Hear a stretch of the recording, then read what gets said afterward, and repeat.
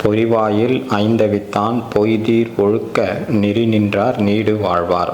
இதுதான் திருக்குறள். இந்த திருக்குறளில் சொல்லப்படக்கூடிய பொறிவாயில் ஐந்தவித்தான் என்ற அந்த வார்த்தை சமண சமயத்தில் குறிப்பிடுது அப்படின்னு சமண சமயத்தை சேர்ந்தவர்கள் சொல்கிறாங்க. இது எப்படி குறிப்பிடுது அப்படின்னு பார்ப்போம். அதாவது கர்ம வினைகளை கழித்து கடவுளாகவே மாறியவர்களைத்தான் சமண சமயத்தின் தெய்வம், அதாவது அருக கடவுள், அதாவது தீர்த்தங்கரர் அப்படின்னு சொல்கிறாங்க. இப்போ ஒரு மனுஷன் பிறக்கிறான், அவனுக்கு ஐம்புலன்கள் இருக்குது. அவன் என்ன அப்படின்னு பார்த்தோம்னா மெய்வாய் கண் மூக்கு செவி. அந்த ஐம்புலன்கள் வழியாக வெளிப்படக்கூடியவை பஞ்ச தன் மாத்திரைகள், அழுத்தம் ஒளி ஒளி சுவை மனம். இந்த ஐம்புலன்கள் வழியாக வெளிப்படக்கூடிய அந்த பஞ்சதன் மாத்திரையை முறைப்படுத்தி நெறிப்படுத்தி ஒழுங்குபடுத்துவதன் மூலம் கர்ம வினைகள் எழாத வண்ணம் நம்ம செய்யலாம். இன்னொன்று என்னன்னா, அதை இது மாதிரி பண்ணுற காரணத்தால் ஏற்கனவே இருக்கக்கூடிய கர்ம வினைகளும் கழியும்.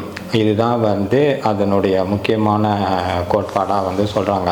இப்போ ஒரு விதையை எடுத்துக்கிட்டோம் அப்படின்னா அந்த விதையை மண்ணில் போட்டால் முளைக்கும். அதுக்கு காரணம் என்னன்னு பார்த்தோம் அப்படின்னா, அந்த விதையில் உயிர் சக்தி இருக்கும்.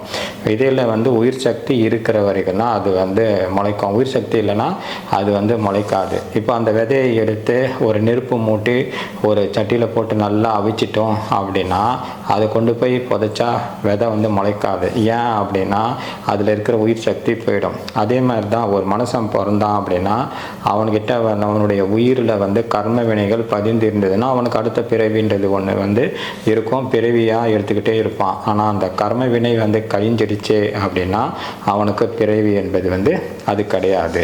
அதன் பொறிவாயில்னா ஐம்புலன்களுடைய வாயில் வழியாக வெளிப்படக்கூடிய ஐந்து அவித்தான், அந்த பஞ்சதந்திர மாதிரிகளை முறைப்படுத்தி நெறிப்படுத்துகிறவர்கள் யார் அப்படின்னு பார்த்தா சமண சமயத்தின் தெய்வம் என்று சொல்லப்படக்கூடிய அருகர்கள் என்று சொல்லப்படக்கூடிய அருக தெய்வம் என்று சொல்லப்படக்கூடிய தீர்த்தங்கரர்கள் தான் பொறிவாயில் ஐந்தவித்தான் அப்படின்னு சமண சமயத்தை சேர்ந்தவர்கள் சொல்றாங்க. இப்போ பொறிவாயில் ஐந்தவித்தான்னா இத்தகைய சிறப்பு வாய்ந்த அந்த தீர்த்தங்கரர்களை நாம பின்பற்றணும் அப்படின்னா நாமளும் நம்ம கர்ம வினைகளை கழித்து இரவா நிலையை அடைந்து முக்தி என்ற மோட்ச நிலையை அடையலாம் அப்படின்றது தான் இந்த திருக்குறளுக்கு அர்த்தம் அப்படின்னு சமண சமயத்தை சேர்ந்தவர்கள் சொல்கிறார்கள். இன்னொன்று என்ன அப்படின்னா, அந்த பொறிவாயில் ஐந்தவித்தான் அப்படின்றது சமண சமயத்தின் தெய்வமான அருக கடவுள் என்று சொல்லப்படக்கூடிய தீர்த்தங்கரரை குறிப்பிடுத காரணத்தால்